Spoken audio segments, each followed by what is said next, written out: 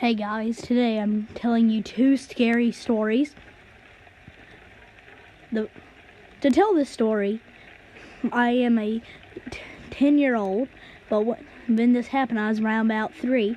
My mother, she worked at this school, and it was just her and this other girl, no janitorial staff at all, and she kept hearing tapping from the corner of her room.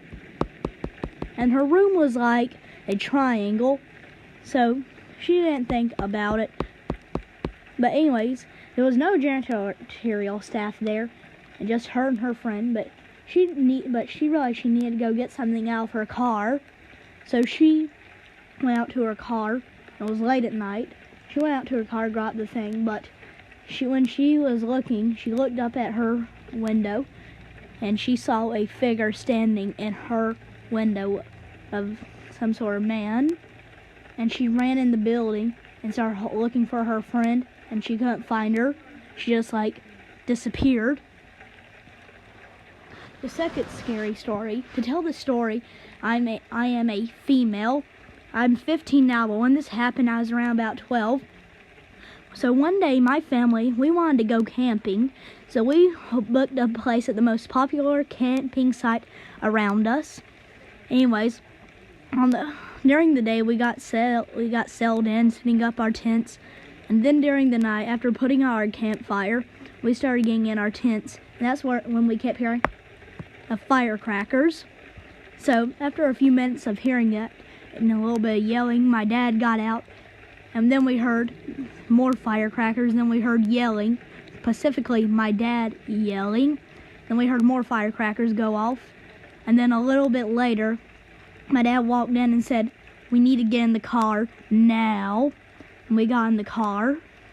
We started driving. After about 10 minutes of driving, we asked Dad, "What happened?" He said, "When I got out there, I saw this crazy lunatic-looking man.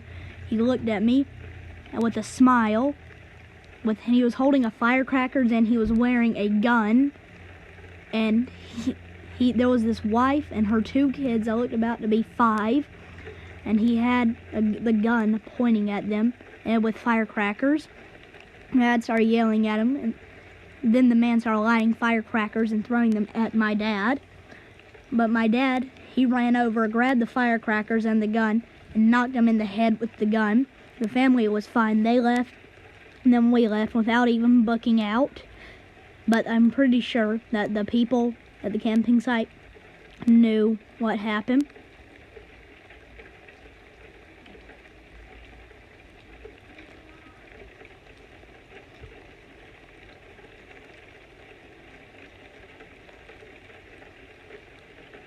To tell the story, I am a 15-year-old female.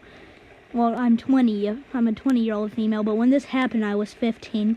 So I wanted to go on a little road trip.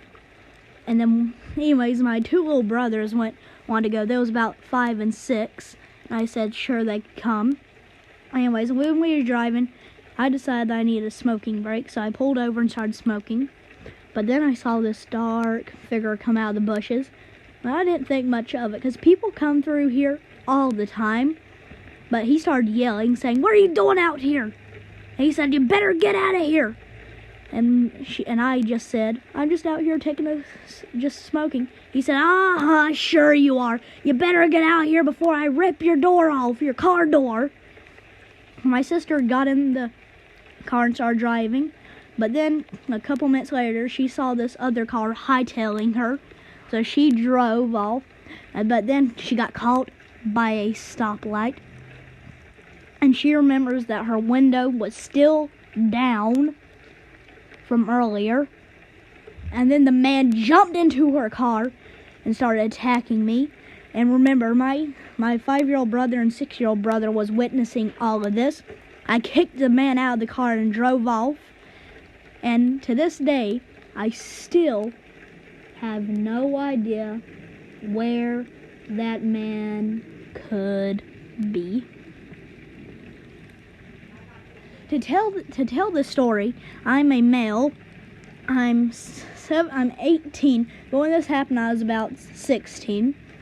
My family lived in an old country road, and we had one computer. It was an old computer, one of those old big ones.